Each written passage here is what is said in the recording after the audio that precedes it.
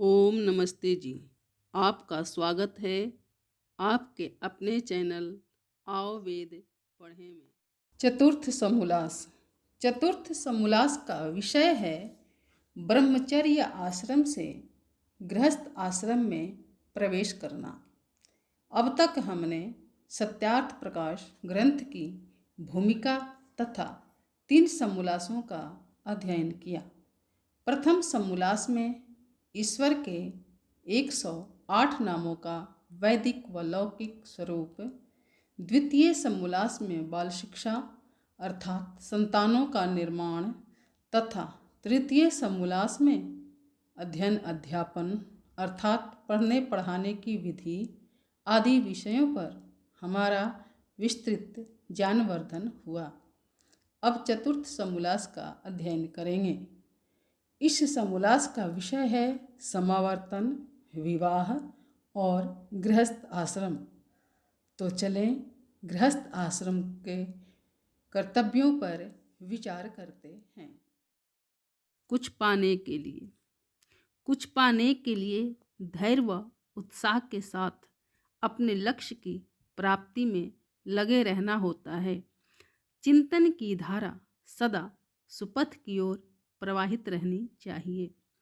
इस वेद ज्ञान से लाभ तभी होगा जब हम ज्ञान प्रवाह की वाणी को आरंभ से अंत तक निरंतर सुनेंगे। याचक की प्रार्थना। हे ज्ञानवान भगवन, हमको भी ज्ञान दे दो, प्रज्ञारितम भरासी बुद्धि का दान दे दो। हे ज्ञानवान भगवन, हमको भी ज्ञान दे दो। इस चैनल पर केवल आचार्य प्रदीप कुमार शास्त्री जी का ऑनलाइन व ऑफलाइन शास्त्रीय कक्षाओं के वैदिक व्याख्यान उपलब्ध होंगे। अपने चैनल पर आने वाले वीडियो की सूचना पाना चाहते हैं तो लाइक और सब्सक्राइब करें तथा घंटी के बटन को दबाएं, जिससे कि वीडियो अपलोड होते ही सबसे पहले सूचना पा सकें। वेद पढ़ें पढ़ाएं, सुने सुनाएं, वेद का संदेश घर घर पहुँचाएं। ऋषि ऋण को चुकाएं, अपना कर्तव्य निभाएं, जीवन सफल बनाएं।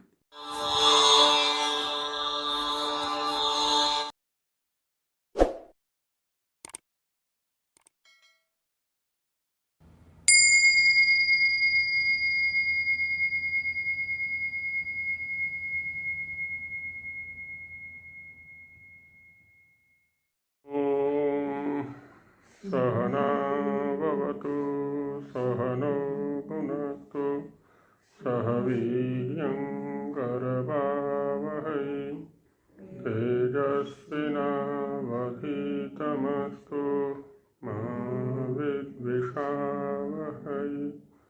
ॐ शान्ति शान्ति शान्ति।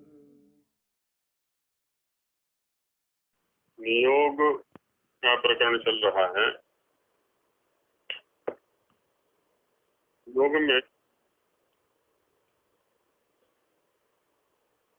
The person you are speaking with आई व्यवस्था स्वामी जी देख रहे हैं।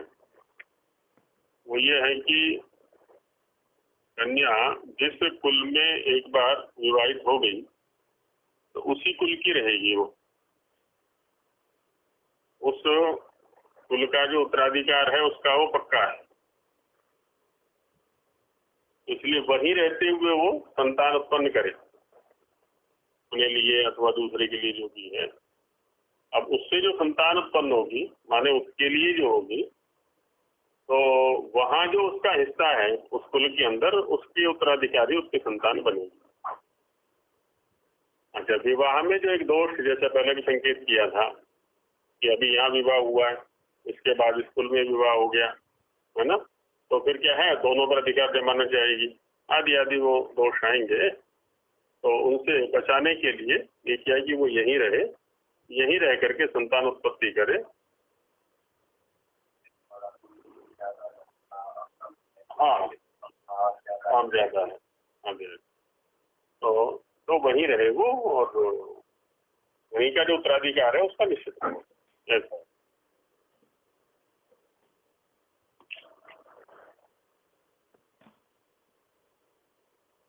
नियोग के नियमों की चर्चा हो गई थी ना।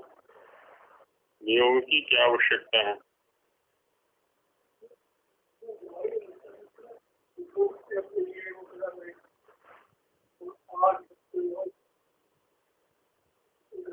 नहीं, व्यावहारिक क्या है? अच्छा बताइए, व्यावहारिक क्या है? तो वो तो ठीक है,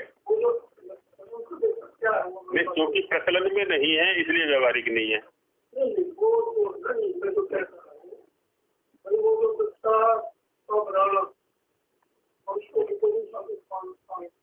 किराए की कोख भी तो चलती है ना, वो क्या है? तो वो क्या है? वो व्यावहारिक कैसे है? जैसे भी तो यही कौन से खुली छूट थोड़ी ना स्वामी जी। हाँ, तो दूसरों के लिए है ना, वो दूसरों के लिए है वो, माने एक के लिए तो 8 नहीं है ना, एक के नहीं है वो। हाँ,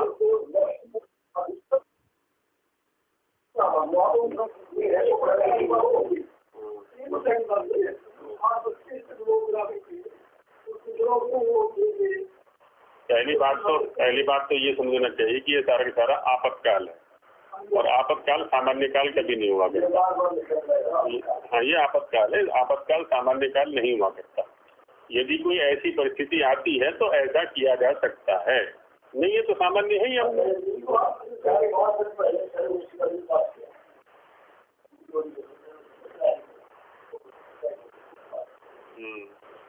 अभी देखो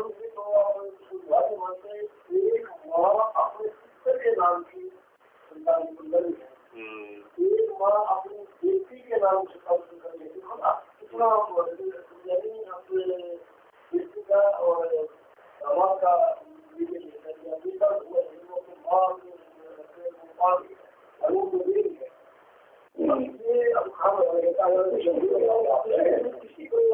हमारे वहाँ तो देवता कहलाएगा वो, जबकि यहाँ से बेटा हो गया वो।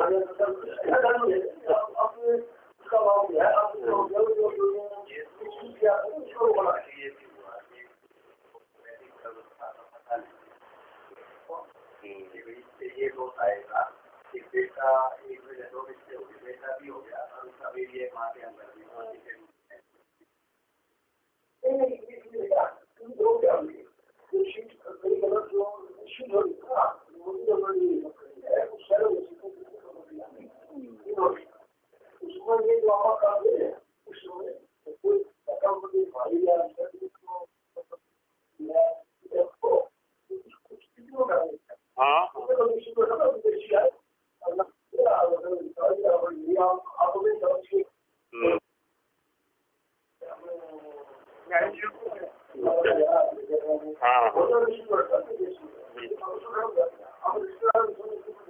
बस नजदीक में आओ।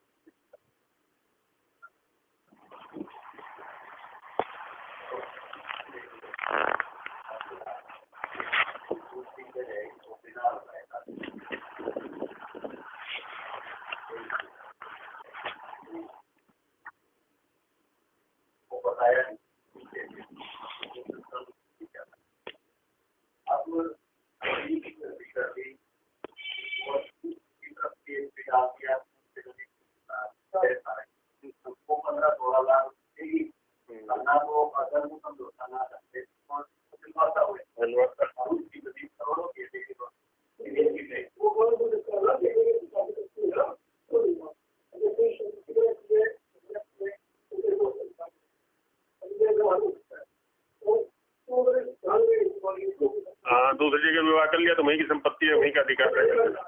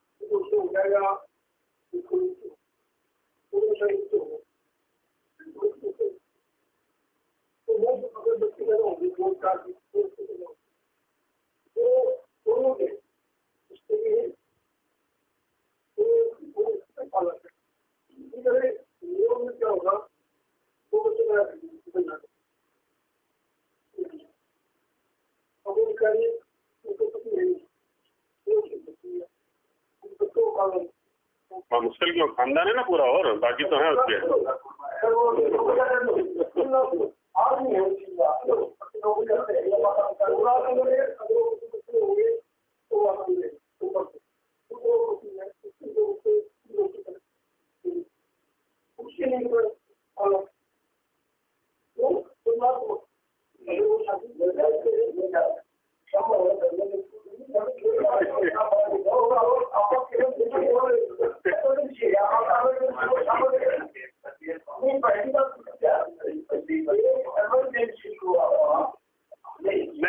नहीं, ये क्या है ना, एक व्यावहारिक पक्ष रख रहे हैं। जैसे संतान का पालन जो है ना, दोनों मिलकर के अच्छा कर सकते हैं। अब यहाँ कर दिया, ठीक है, और चाचा ताऊ वगैरह सब उसके हैं, वो जेठ ससुर और वो सब हैं उसके, लेकिन मुख्य जिम्मेदारी तो इसी की है, पुरुष की अथवा महिला की। अब या तो इसके पास 2 बच्चे हैं अकेली महिला के पास, या उस अकेले पुरुष के पास 2 बच्चे हैं। बिना माता के केवल पिता भी पालन नहीं कर सकता, बिना पिता के केवल माता भी पालन नहीं कर सकते।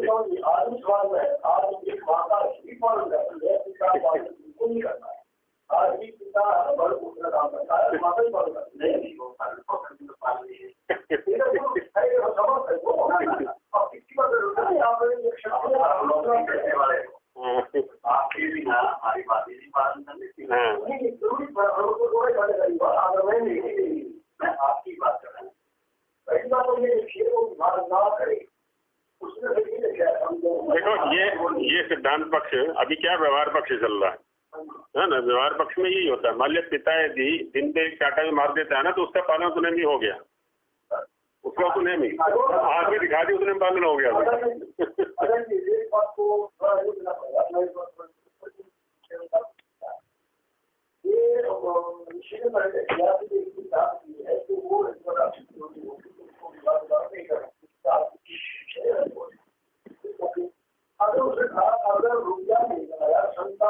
आवाज नहीं आ रही क्या जी? बिल्कुल भी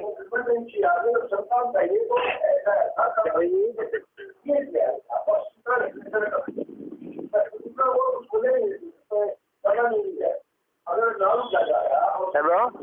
हाँ जी, हाँ जी, हाँ जी। अच्छा, ये आवाज नहीं आ रही बिल्कुल। चलो, दोनों के पक्ष में निर्णय नहीं होगा। आप सिद्धांत पर अड़े हुए हैं, ये व्यवहार पर अड़े हुए हैं, दोनों ने। आप जिस व्यक्ति से बात कर रहे हैं उन्होंने आपके।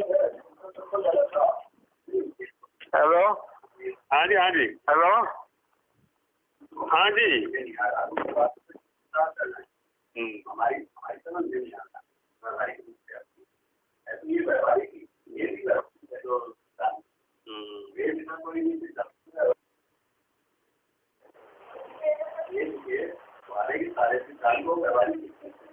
हम उससे दूर हट गए। आचार्य जी आवाज नहीं आ रही है।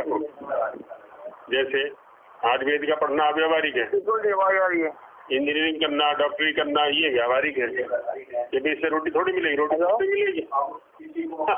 हाँ जी, सारी दुनिया ये कह रही है।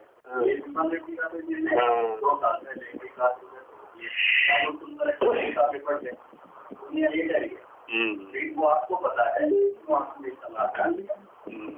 हेलो, हाँ जी, आवाज नहीं आ रही थी, बिल्कुल बंद हो गई। हाँ जी, हाँ जी, बस यही होता है। आचार्य जी बीच में बंद हो गया था बिल्कुल।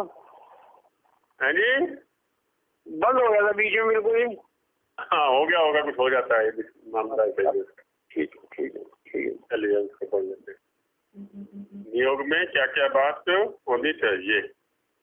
उत्तर, जैसे प्रसिद्धि से विवाह वैसे ही प्रसिद्धि से नियोग, है ना। मतलब गुपचुप नहीं है ये विषय, हाँ बता करके है सारा। हाँ हाँ, माने विवाह में जो जो क्रियाएं हैं वो सारी यहाँ पर भी होंगी, प्रसिद्धि होगी, छिपाना नहीं है। इस प्रकार विवाह में भद्र पुरुषों की अनुमति और कन्या वर की प्रसन्नता होती है ना। भद्र पुरुषों की अनुमति भी होती है यहाँ पर, यहाँ भी ठीक रहेगा ये, यहाँ भी ठीक रहेगा, आदि आदि जो भी है। और कन्या और वर की प्रसन्नता भी होती है। हाँ, वैसे नियोग में भी, तो नियोग में भी दोनों की प्रसन्नता भी चाहिए और भद्र पुरुषों की अनुमति भी चाहिए। अर्थात जब स्त्री पुरुष का नियोग होना हो तब अपने कुटुंब में पुरुष स्त्रियों के सामने प्रकट करें कि हम दोनों नियोग संतानोत्पत्ति के लिए करते हैं, संतानोत्पत्ति के लिए मिलेंगे। जब नियोग का नियम पूरा होगा तब हम संयोग न करेंगे, तब नहीं मिलेंगे। जो अन्यथा करे, माने उसके बिना भी अतिरिक्त काल में भी मिले, तो पापी और जाति व राज के दंडनीय हो, है ना। राजा दंडित करे उनको और जाति भी दंडित करे उसको, पापी तो है ही। महीने महीने में एक बार गर्भाधान का काम करेंगे, है ना। जो ऋतुगमन काल होता है केवल उस समय मिलेंगे जब तक कि गर्भाधान नहीं होता। और गर्भ रहे पश्चात 1 वर्ष पर्यंत पृथक रहेंगे। यहाँ तो लगभग वही नियम जो पति पत्नी पर है वही पर भी लागू हो रहा है। प्रश्न, नियोग अपने वर्ण में होना चाहिए व अन्य वर्णों के साथ भी है, अब ये प्रश्न उठाया। तो कहते हैं कि अपने वर्ण में व अपने से उत्तम वर्णस्थ पुरुष के साथ, माने ब्राह्मण क्षत्रिय वैश्य ये क्रम रखा हुआ है, तो ऊपर ऊपर जो है उत्तम वर्ण माना हुआ है। तो पहला तो है कि अपने वर्ण में होना चाहिए और नहीं तो अपने से उत्तम वर्ण के साथ भी हो सकता है। अर्थात वैश्य स्त्री, वैश्य क्षत्रिय, इसका जो नियोग है वो वैश्य के साथ अथवा क्षत्रिय के साथ, और ब्राह्मण के साथ और ब्राह्मण के साथ, 3 के साथ हो सकता है। क्षत्रिय जो स्त्री है उसका क्षत्रिय और ब्राह्मण के साथ, और ब्राह्मणी का जो नियोग है वो ब्राह्मण के साथ नियोग कर सकती है ना। ऐसा इसका तात्पर्य यह है कि वीर्य सम व उत्तम वर्ण का होना चाहिए, है ना। जो बीज है वो उत्तम कोटि का होना चाहिए, अपने से नीचे के वर्ण का नहीं। स्त्री और पुरुष की सृष्टि का यही प्रयोजन है कि धर्म से अर्थात वेदोक्त रीति से विवाह व नियोग से संतानोत्पत्ति करना, नहीं तो एक ही बना देता कोई, वो भी नियोग थे। हाँ हाँ, नियोग से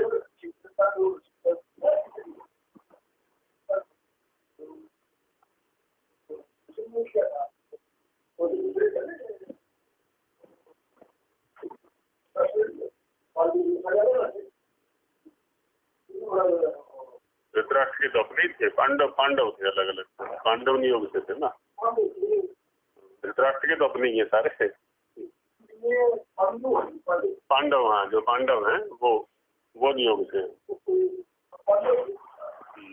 बाकी धृतराष्ट्र भी नियोग से है। वैसे तो पांडु, धृतराष्ट्र, विदुर ये सब नियोग से थे। हाँ हाँ, ये नहीं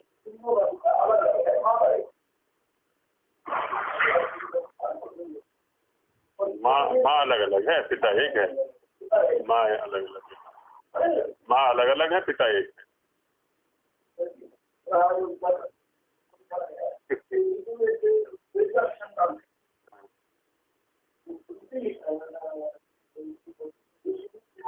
वो हाँ माने विदुर दासी से पैदा है ऐसा कुछ है ना। और एक वो अम्बा और अंबिका से थे, वो एक ने आंख बंद कर ली थी तो अंधा पैदा हो गया, एक घबरा गई थी तो उसको पीला पैदा हो गया, ऐसा कुछ था।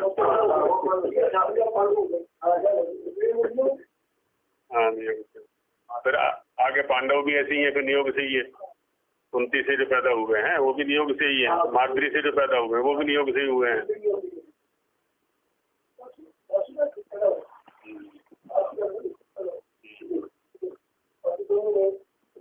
तो यहाँ यही कह रहे हैं कि स्त्री और पुरुष की जो सृष्टि है वो इसका प्रयोजन यही है कि धर्म से अर्थात वेदोक्त रीति से विवाह व नियोग से संतानोत्पत्ति करना है ना, आगे सृष्टि क्रम को चलाना, इसीलिए है। तो कहते हैं नियोग की आवश्यकता क्या है? पुरुष को नियोग करने की क्या आवश्यकता है? क्योंकि वह दूसरा विवाह करेगा। अब ये महात्मा जी वाले सारे पक्ष उठा रहे हैं स्वामी जी। हम लिख आए हैं कि द्विजों में स्त्री और पुरुष का एक ही बार विवाह होना वेदादि शास्त्रों में लिखा है कि एक बार ही विवाह होगा। ब्राह्मण क्षत्रिय वैश्य, द्वितीय बार नहीं। क्यों? क्योंकि कुमार और कुमारी का ही विवाह होने में न्याय। कुमार माने जो अविवाहित हैं दोनों के दोनों, तो उन्हीं का विवाह होना न्याय है। और विधवा स्त्री के साथ कुमार पुरुष और कुमारी स्त्री के साथ मृत स्त्री पुरुष के विवाह होने में अन्याय अर्थात अधर्म है। जैसे विधवा स्त्री के साथ कुमार पुरुष विवाह नहीं किया चाहता, माने कोई भी कुमार पुरुष हो ऐसा नहीं चाहता कि विधवा के साथ मेरा विवाह हो, वैसे ही विवाहित स्त्री से समागम किए हुए पुरुष के साथ विवाह करने की इच्छा कुमारी भी न करेगी, है ना। माने उससे भी ये क्यों करेगी जो कुमारी है वो। दूसरा पक्ष नहीं दिया कि विधुर का उसके विधवा के साथ या विधवा का विधुर के साथ उन दोनों का योजना आपस में, दूसरा पक्ष नहीं दिया।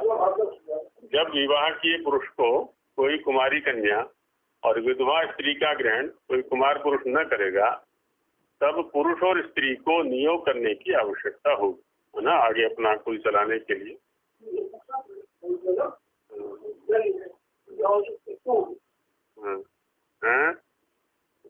करना चाहे तो संतान की इच्छा हो तो, नहीं इच्छा तो ना करें, ब्रह्मचर्य अपना।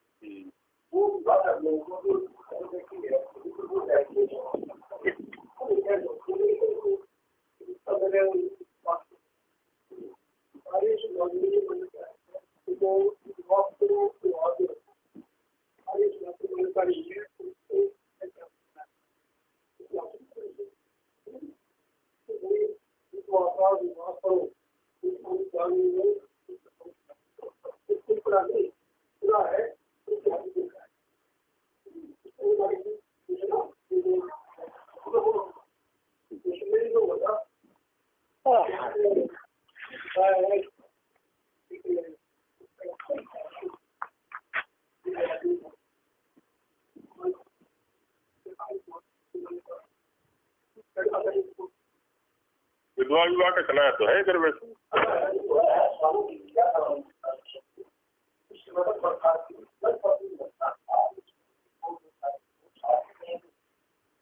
सती प्रथा को हटाने के लिए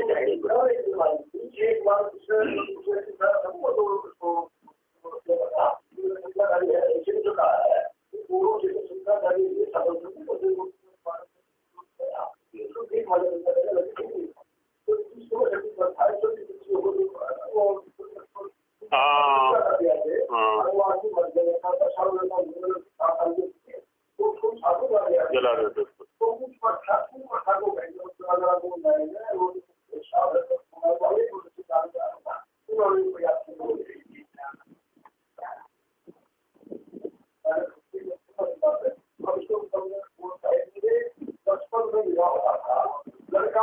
आना जाना नहीं हुआ था। रविंद्र 7 साल का है, आज हो गया। रविंद्र 12 साल का हो गया, तो लड़की को 7 साल की वो अवसर जरूर नहीं हुआ। उन्होंने कहा है उसको भागा दिया तो वो भी भाग दिया, समझा दिया। उन्होंने ये कहा था, उसने शिकार दिया, उन्होंने कहा था उस लड़की को आप दोबारा बुला दो, उसको आपको कोई मानेगा मान के विश्वास, वो उसको दोबारा बुला दिया। ये जो व्यवस्था है उस व्यवस्था को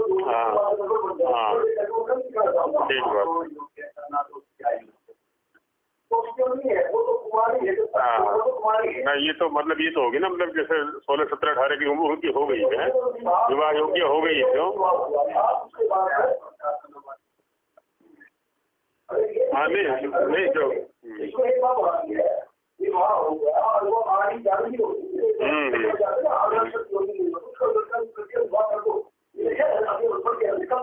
अक्षत योनि का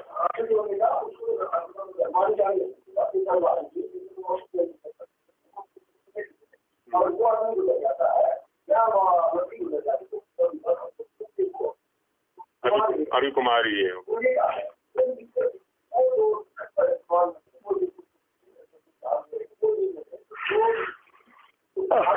विवाह भी नहीं।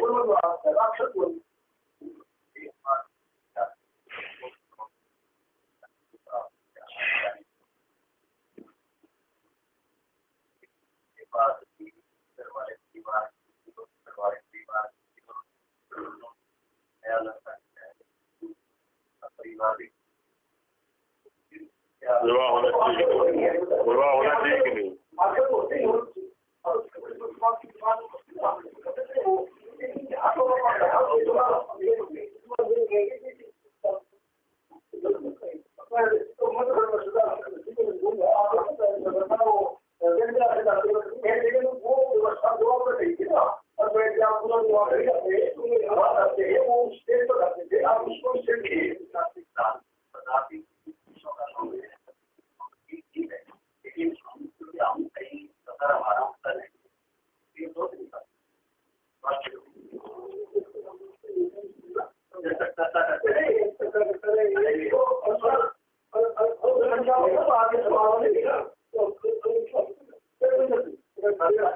नहीं ठीक है, बांगड़ी का पक्ष ठीक आ गया ना। हाँ तो कह रहे थे आर्य समाज विधवा विवाह का समर्थक है, तो विधवा विवाह का समर्थक वो परिस्थिति विशेष में हो गया, जो परिस्थिति विशेष रखती है। हाँ हाँ भाई उसके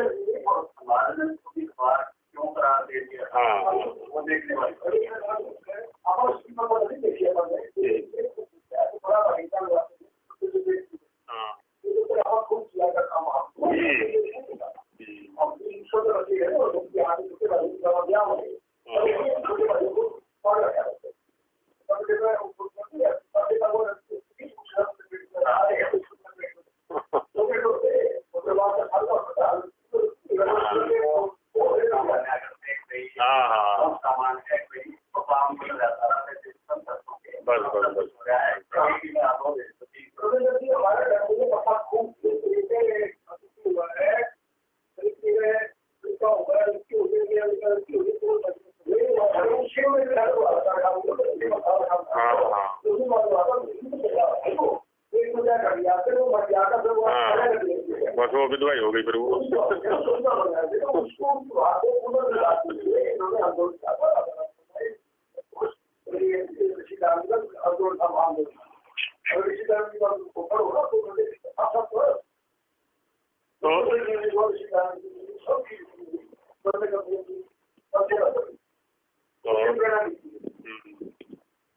इसमें कहते हैं कि हम लिख आए हैं कि विश्व में स्त्री और पुरुष का एक ही बार विवाह होना वेदादि शास्त्रों में लिखा है। अच्छा ये तो हो गया पूरा प्रकरण। नियोग में प्रमाण, नियोग के प्रमाण दिखाते हैं। प्रश्न, जैसा विवाह में वेदादि शास्त्रों का प्रमाण है वैसे नियोग में प्रमाण है व नहीं, है ना? विवाह के पक्ष में तो है प्रमाण, नियोग में भी दिखाओ। कहते हैं कि इस विषय में बहुत प्रमाण है, देखो और सुनो। कुहास्वित दोषा कुह वस्तोरश्विना कुहाभिपित्वं करतः कुहो शतुः गोवाम शयुत्रा विधवेव देवरम मरियम न योषा कृणुते सदस्ता। यहाँ पर जो उपमा दी है ना, ये विधवेव देवरम, इसी से स्वामी जी इसको निकाल रहे हैं यहाँ पर नियोग वाले को। विधवे माने विधवा के प्रति, विधवा जैसे देवर के प्रति। मरियम न योषा, योषा माने स्त्री अपने पुरुष के प्रति, कृणुते न यहाँ पर इवर्थ में है, उपमार्थ में है, माने कोई स्त्री माने भार्या जैसे अपने पति के प्रति व्यवहार करती है, वैसे ही विधवा देवर के प्रति करती है ना। इससे ये भाव निकाल रहे हैं स्वामी जी आगे। ऐसे ही उदीर्ष्व नार्यभिजीवलोकम गतासुम एतम उपशेष एहि। अब यहाँ दिखा रहे हैं कि उसका जो पति है वो गतासु हो गया है। गतासु माने मृत हो गया है। तो ऐसी जो नारी है, हस्तग्राभस्य विदिशो हो, तो जिसका हाथ ग्रहण करना है, विदिशु है जो कि तवेदम विदिशु, विदिशु जो आता है ना वो विदुर जैसे अर्थ में आतिथ्यम धैर्यम स्यति तनुकरोति इति विदिशु, विदुर के लिए आता है। और दिदिशो हो और हस्तग्राभस्य दोनों एक है। तवेदम पत्युर जनित्वम अभिसम बभूथा, तो ये तुम्हारा जनित्व माने संतानोत्पत्ति में निमित्त बनेगा। तो इन उदाहरणों से यहाँ पर स्वामी जी इसको निकाल रहे हैं। ये अश्विना स्त्री पुरुषो, अश्वी शब्द जो आता है वो युगल के लिए आता है, जोड़े के लिए आता है। हाँ, जहां भी जोड़ा बनेगा है ना, अध्यापक उपदेशक का बन गया, आज जहां भी जोड़ा बनेगा वो सब अश्विनी कुमार से ले लिया जाता है। हाँ, तो स्त्री पुरुषों जैसे देवरम विधवेव है ना, वो दिखा रहे पति पत्नी। पति तो प्रसिद्ध है, जोड़ा तो है, लेकिन केवल पति पत्नी के लिए है। हाँ, वो अन्यत्र नहीं है। जबकि अश्विनव शब्द सर्वत्र जाएगा। हाँ, कैसा तो देवरम विधवेव, देवर को विधवा, और योषा मरियम न, विवाहिता स्त्री अपने पति को तधस्थे समान स्थान शैया में एकत्र होकर संतानों को आकृणुते सब प्रकार से उत्पन्न करती है। तो जैसे कोई विवाहिता स्त्री अपने पुरुष से संतानोत्पत्ति करती है, वैसे ही विधवा जो है वो देवर से करती है। वैसे तुम दोनों स्त्री पुरुष कुहासित दोषा, कहाँ रात्रि और कुहावस्तः, कहाँ दिन में बसे थे। वस्तः दिन के लिए आ गया। कुहाभिपित्तम, कहाँ पदार्थों की प्राप्ति, करतः की, और कुहोषतु किस समय कहाँ वास करते थे, कहाँ रहे। कोवाम शयुत्रा, तुम्हारा शयन स्थान कहाँ है, कहाँ सोए थे। तथा कौन व किस देश के रहने वाले हो। इससे यह सिद्ध हुआ कि देश विदेश में स्त्री पुरुष संग ही में रहे और विवाहित पति के समान नियुक्त पति को ग्रहण करके विधवा स्त्री भी संतानोत्पत्ति कर लेंगे।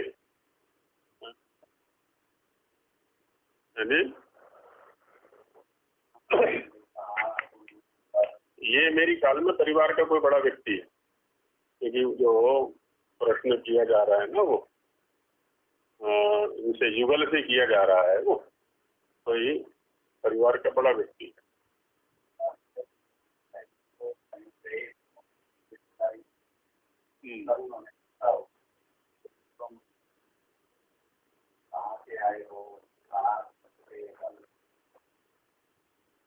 क्या रिश्तेदार पूछेंगे?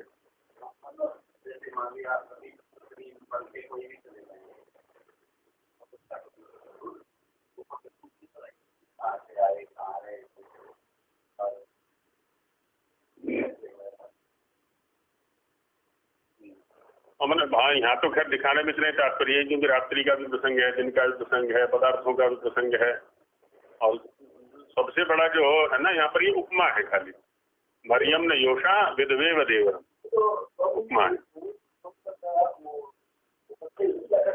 हाँ,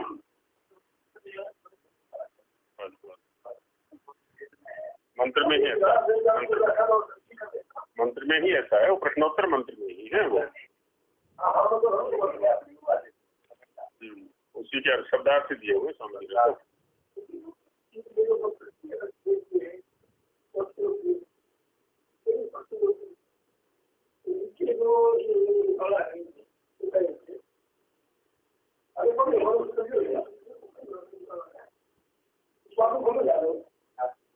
विदवेव देवरम, इससे निकाल रहे मुख्य रूप से ये विदवेव देवरम। हाँ, योषा मरियम तो ये तो सामान्य संवैधानिक हो ही गया, वो तो विवाहित स्त्री पुरुष है। यहाँ तो योषा ना मरियम जो है ना विवाहित स्त्री पुरुष है, तो उनके समान विदवेव देवरम। हाँ, तो विदवेव देवरम से ये नियोग निकाल रहे हैं स्वामी जी। देवर शब्द का अर्थ क्या है? प्रश्न, यदि किसी का छोटा भाई ही ना हो तो विधवा नियोग किसके साथ करे? माने मंत्र तो ये कह रहा है कि देवर के साथ करे। अब देवर माने छोटा भाई और वो है नहीं, तो उत्तर देवर के साथ। परंतु देवर शब्द का अर्थ जैसा तुम समझते हो वैसा नहीं। तुम माने छोटा भाई, छोटा भाई समझ रहे हो? देखो निरुक्त में देवरः कस्मात् द्वितीयो वर उच्यते, है ना, द्वितीयो वरः देवरः। देवर उसको कहते हैं कि जो विधवा का दूसरा पति होता है। मनुस्मृति का प्रमाण दिया पंडित जी ने यहाँ पर 69 में लिखा है निजो विंदेत देवरा। यहाँ निज शब्द तभी उत्पन्न होता है जब देवर का सामान्य द्वितीय वर अर्थ विपरीत हो। देवर का पति का छोटा भाई अर्थ लेने पर निज पद का प्रयोग अर्थ लेना। तो कहते हैं कि जो विधवा का दूसरा पति होता है, चाहे छोटा भाई व बड़ा भाई अथवा अपने वर्ण व अपने से उत्तम वर्ण वाला हो, है ना, जो भी दूसरा पति है वही देवर शब्द कहलाएगा। देवर, हाँ, अपने कुल खानदान का या अपने उत्तम वर्ण का।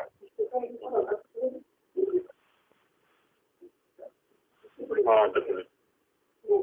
हाँ हाँ, उसमें नहीं, जिससे नियोग करे उसी का नाम देवर है ना। तो जो नियोग के लिए नियुक्त पुरुष है वही देवर है। दूसरा मंत्र दिया था तो उसका अर्थ देते हे नारी विधवे तो एतम गतासुम, इस मरे हुए, असु माने प्राण, जिसके प्राण चले गए, पति की आशा छोड़ के शेषे बाकी पुरुषों में से, है ना, इसके अतिरिक्त जो बचे हैं उनमें से अभिजीव लोकम, जीते हुए दूसरे पति को, जो दूसरा है, उपई प्राप्त हो, और उदीर्ष्व, इस बात का विचार और निश्चय रख कि जो हस्तग्राभस्य दिदीशो, तुझ विधवा के पुनः पाणी ग्रहण करने वाले नियुक्त पति के संबंध के लिए नियोग होगा, है ना। तुझ विधवा के पुनः पाणी ग्रहण करने वाले हस्तग्राभस्य दिदीशो, नियुक्त पति, हाँ, नियोग होगा। तो इदम, यह जनित्वम, जना हुआ बालक उसी नियुक्त पति का होगा, है ना, नियुक्त पति का होगा। और जो तू अपने लिए नियोग करेगी तो यह संतान तब तेरा होगा, है ना। माने वह यदि अपने लिए नियुक्त होता है तो उसकी संतान होगी, और तुम यदि अपने लिए नियोग करती हो तो तुम्हारी होगी, तेरा होगा। ऐसे निश्चय युक्त अभिसम बभूव, है ना, हो जा। और नियुक्त पुरुष भी इसी नियम का पालन करे, है ना। माने संतान की प्राप्ति तक ही उनका संबंध है, और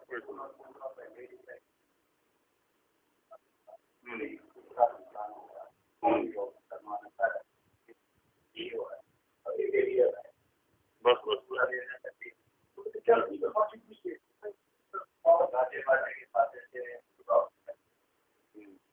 आजकल जो ये चलता है कृत्रिम गर्भाधान चलता है, अब उसकी भी तो वैधता है ना। मान लिया किसी को संतान उत्पत्ति नहीं हो रही तो हॉस्पिटल से जाकर के वो गर्भाधान करवा के आते हैं, वो भी तो स्वीकृत है। ये स्वीकृत क्यों नहीं होगा? प्राकृतिक है तो हाँ, मैंने एक तो गोद लिया बच्चा हो गया, वो तो अलग ही हो गया सर्वथा, और दूसरा कृत्रिम गर्भाधान के द्वारा बच्चा हो रहा है, अब वहाँ किसका शुक्र आ रहा है किसी को पता थोड़ा ना है वो। यहाँ तो सब देखा परखा है, पुरुष भी और स्त्री भी, तो उसमें तो वही नहीं है। और दिखाते अदेवृग्नि अपतिग्नि यही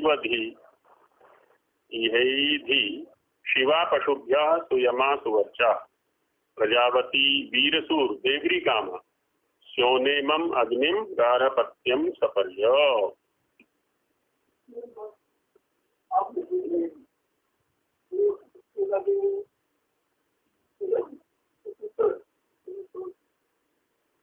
तो उस मरे हुए पति का कहलाएगा वो।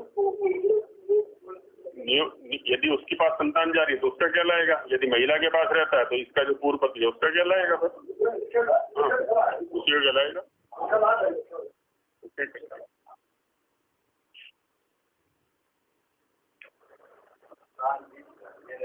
हाँ उसी के पुरुष के नाम से कहलाएगी।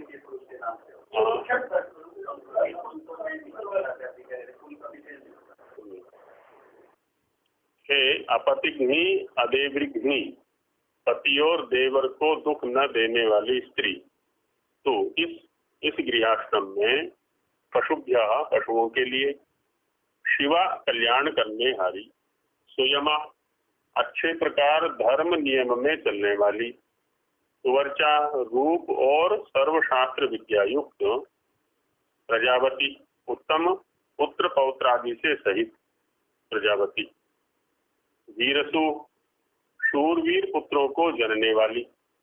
अब देखिए यहाँ पर ये एकदम स्पष्ट कर रहे हैं कि इसी कुल में रहना है ना। अच्छा प्रजावती भी होना है वाली, देवरी कामा देवर की कामना करने वाली, सोना और सुख देने हारी, पतिवा देवर को यदि प्राप्त होके, है ना, माने पति यदि जीवित है तो ठीक है, नहीं तो देवर को प्राप्त होके, इमम इस गार्हपत्यम गृहस्थ संबंधी अग्निहोत्र को सपर्य सेवन किया कर। मनु का प्रमाण देते हैं कि ताम अनेन विधानेन निजो विंदेत देवर, कि जो अक्षत योनि स्त्री विधवा हो जाए, है ना, अक्षत योनि स्त्री विधवा हो जाए तो पति का निज माने छोटा भाई भी उससे विवाह कर सकता है। यहाँ तो विवाह का ही अक्षत योनि के लिए ना, तो अक्षत योनि का तो पहले भी कह चुके हैं विवाह हो जाए।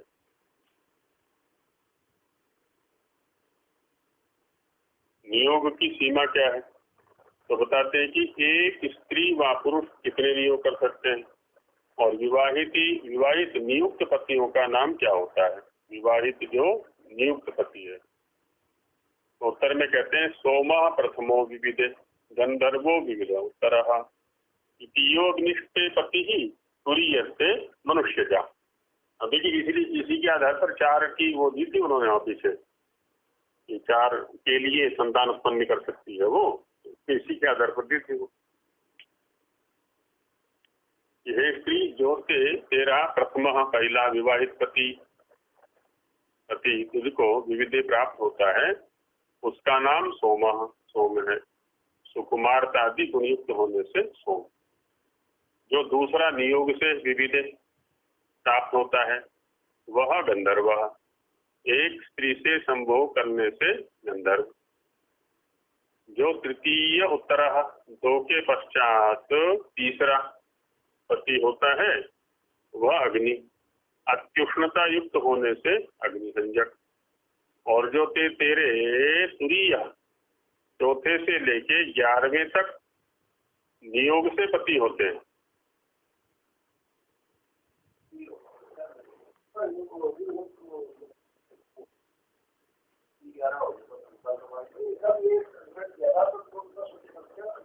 ग्यारहवां तो पति है ना वो, चौथे में तो ये हो गया ना, चौथे हाथ में ये हो गया ना, चौथे से किया इसने तो 8 उनके लिए किए, 2 अपने लिए किए, 2 से 10 हो गए और 11वां पति हो गया, ऐसा लेगा ये। नहीं सवाल नहीं है, समाधान है, समाधान। वे मनुष्य जहाँ मनुष्य नाम से कहते हैं।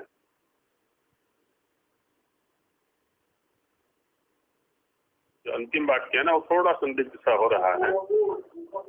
और जो तेरे तुरीय चौथे से लेके 11वें तक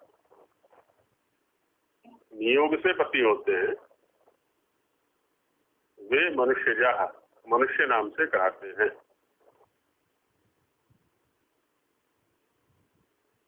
ठीक है, और आगे भी कह रहे जैसा इमाम तमिंद्र,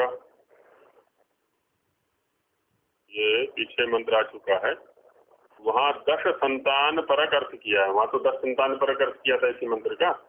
और यहाँ नियोग पक्ष में 10 नियोगज पति और एक स्वकीय विवाहित पति की गणना करके 11 की गणना की है ना। माने इसी मंत्र का वहां तो संतान अर्थ में प्रयोग किया है और यहाँ पति के अर्थ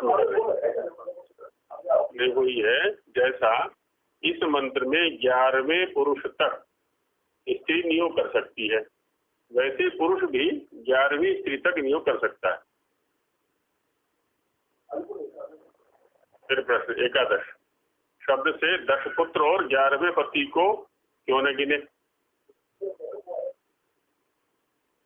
नहीं, वो तो आ गया, पर यहाँ क्या है ना, ये तो प्रतिपक्षी ने वो दिया है, आक्षेप किया है। स्वामी जी तो यही कहना चाह रहे हैं कि चौथे से 11वें तक। जैसा अर्थ करोगे तो विदवेव देवरम देवर अकस्मात द्वितीयो वर उच्यते अदेवृग्नि और गंधर्वो विद उत्तर इत्यादि वेद प्रमाणों से सिद्धार्थ होगा, क्योंकि तुम्हारे अर्थ से दूसरा भी पति प्राप्त नहीं हो सकता। तृतीय चतुर्थ का तो क्या कहना। अब यहाँ जो बात आ रही है ना, तो वहाँ यही आ रही है कि 11वें तक नहीं, वहाँ तो संतान पर अर्थ किया कि 10 संतानें हो गई, 11वां पति हो गया। अब उसी मंत्र को यहाँ पर पति पर व्याख्यात कर रहे हैं कि 11वें पति तक, जबकि पीछे दिया था कि 4 तक है, कि 4 तक नियोग हो सकता है। और यहाँ है कि 11वां तो उसका अपना विवाहित हो गया, तो 10 और हो गए, तो 10 से तो फिर बहुत सारे संतान हो जाएंगे।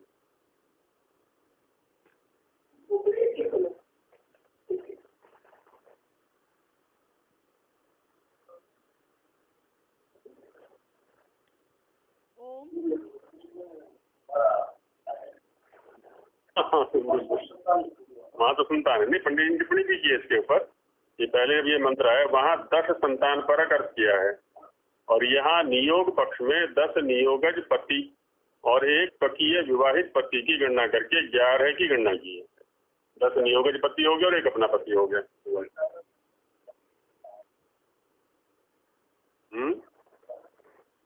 ये आया है, तीसरा है ना, अभी इसमें आया था ये 10 संतानोत्पत्ति तक की वेद में आज्ञा, माने कितनी संतानें कर सकते हैं, तो वहाँ आया है ये। अभी 2-3 पृष्ठ पहले तो आया मंत्र, इमाम तमिंद्र मीठ्वा सुपुत्राम सुभगाम किरणु दशास्याम पुत्रानादेहि पति में एकादशं कृति, वहाँ जो आया है।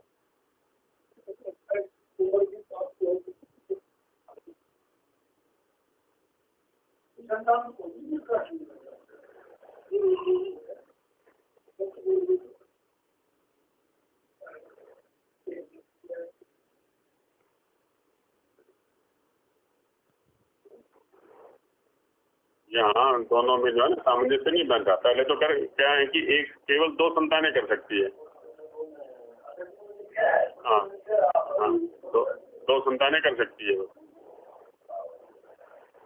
लेकिन यहाँ पति तो 11 हो गए ना फिर। हाँ नहीं, यहाँ के अनुसार थोड़ी है, वहाँ तो ठीक है, वहाँ तो 11वां पति है, पहले जो करके आए हैं 10 संतान है और 11वां पति है। और यहाँ तो 11 एक विवाहित पति है और 10 नियोगज पति है।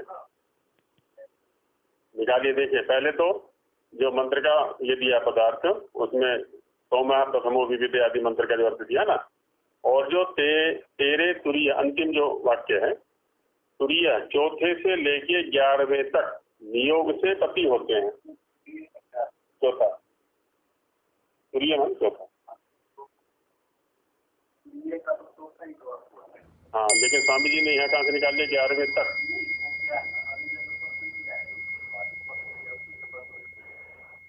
प्रश्न में भी प्रश्न जो है प्रतिपक्षी का है, स्वामी जी का प्रश्न नहीं है वो, कि भी 11 से आप 11 पति कैसे ले रहे हो।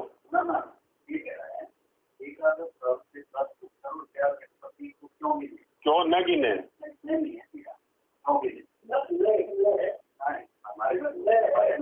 नहीं, ये होना चाहिए, क्योंकि अगला समाधान तभी बनेगा, बिना ना के अगला समाधान नहीं बनेगा।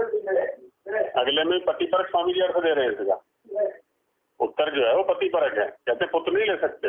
यदि पुत्र अर्थ करोगे तो इन की व्याख्या कैसे करोगे आप?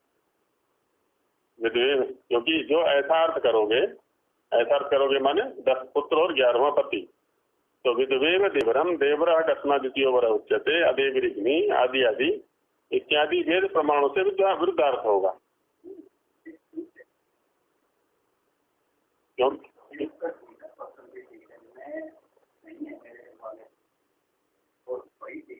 नहीं, क्योंकि तुम्हारे अर्थ से दूसरा भी पति प्राप्त नहीं हो सकता।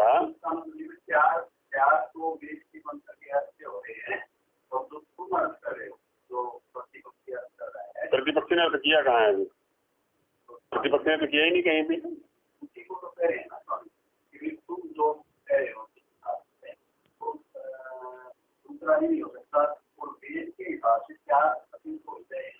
नहीं, निकाल कैसे रहे हैं आप, ये बताइए ना पहले।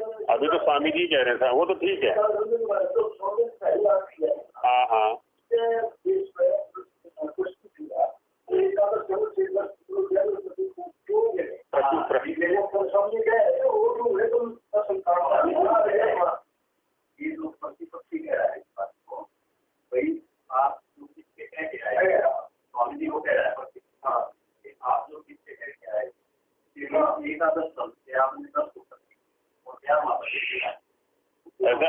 ऐसा क्यों माने?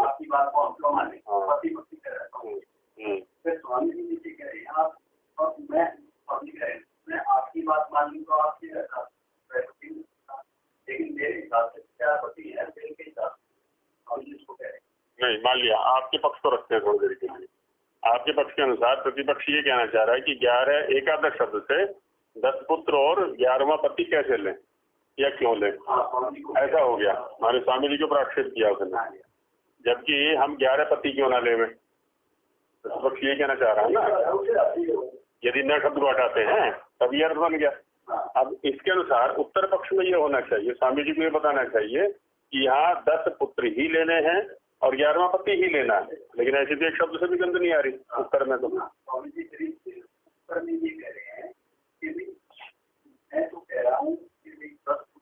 कहाँ है? एक भी शब्द नहीं है ऐसा तो उत्तर में, जो यहाँ उत्तर है।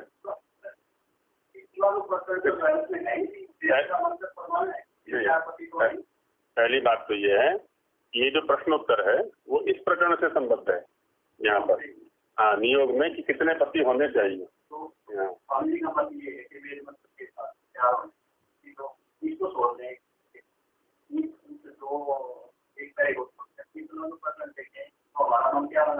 वो ठीक है, असमंजस बना हुआ है दोनों प्रसंगों में।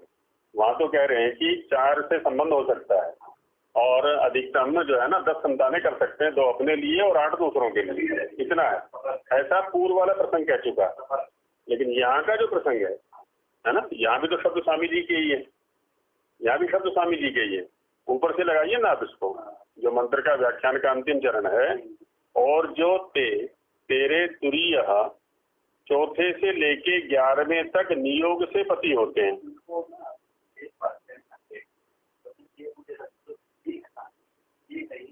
ना वो ठीक है, वो तो ठीक है। हाँ, तुरीय चौथा होता है। हाँ, स्वामी जी का भाष्य नहीं है इस पर, क्योंकि दसवें मंडल का है।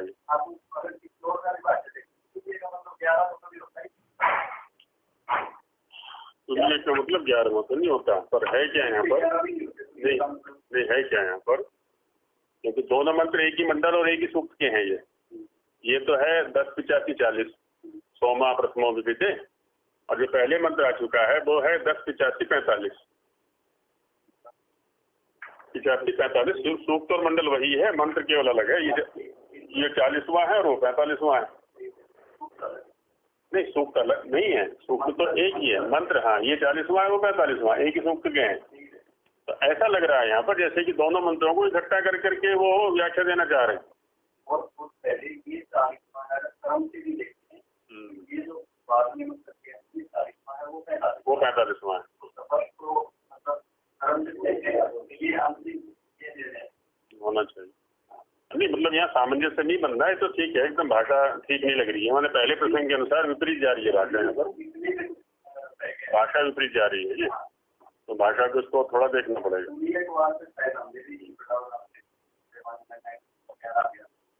क्या नहीं, चतुर्थ है, तुरीय माने चतुर्थ, चौथा, हाँ चौथा है।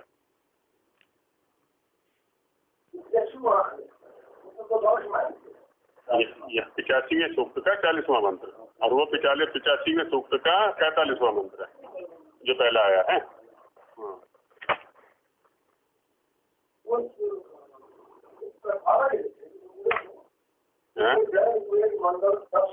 हाँ, कौन सा मंत्र पढ़ रहे हैं आप? मंत्र कौन सा है? इमाम तो इंद्र मिध्वा, उसका 45 संख्या है, और जो सोमा प्रथमो व्यक्ति 40।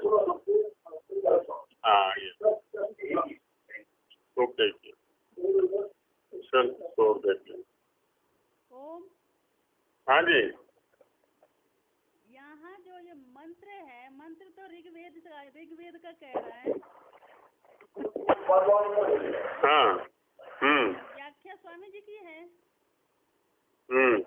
तो इन दोनों में विपरीतता नहीं हो रही। जैसे कहते हैं कि वेद सब सत्य विद्याओं का पुस्तक है, तो लेकिन सत्य विद्याओं तो ये विपरीत स्थिति नहीं जा रही यहाँ। विपरीत स्थिति क्या?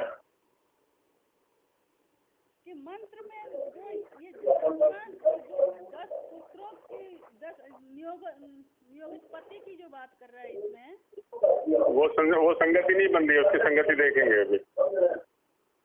वो संगति बन नहीं रही है, तो दोनों तो विरोधाभास हो रहे हैं यहाँ पे। संगति नहीं बन रही।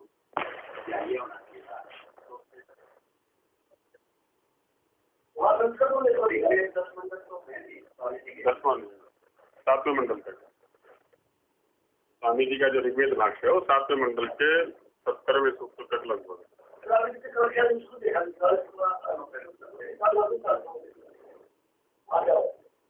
लिखवा लें।